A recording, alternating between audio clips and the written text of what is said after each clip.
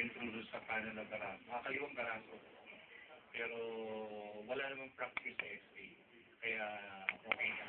Kapait man ang pagtatapos ng pagbubukod sa lakay para sa ilan, dapat pa rin daw parangalan ang mga tropang inilaan ng ilang buhay nila para matapos ang sigalo.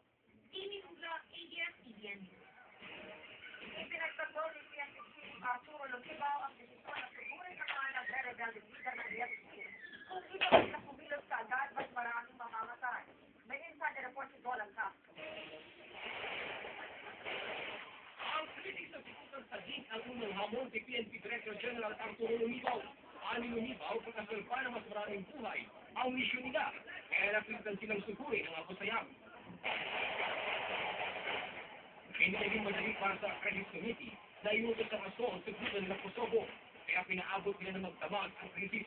Kaya PNP Chief Arturo Longibaw, naging tapat ang Credit Committee sa pagtupad sa unang kasunduan na binuong kasama ang kinatawa ng ASG na si Calando.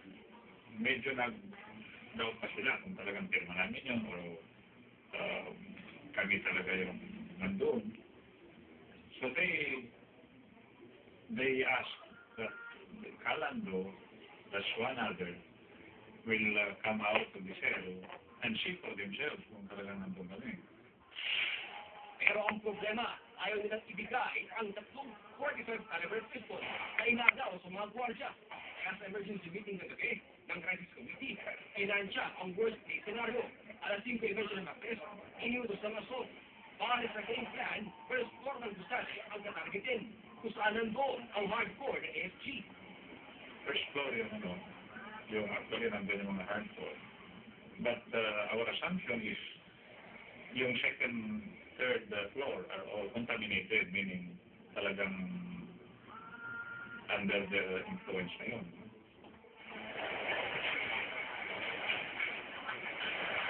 Habang alas 9 ng umaga at itinisa ang 100 special forces laban sa 10 ang 12 objectives bigat ng ASG. The concept was a swift attack.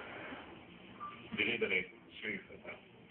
Sa worst case scenario, 30 na 50 casualties ang inaasahan nila dahil maraming nakapilit na preso. We were expecting actually 30 to 50 casualties. But the casualty count as of last is only 22. So. Pagkatapos ng lakalan, 8 baril at isang granada ang kanilang nabawi. Kung di naman ginawa ang pagsubok, mas maraming mamamatay. Roland Castro, ABS-CBN News.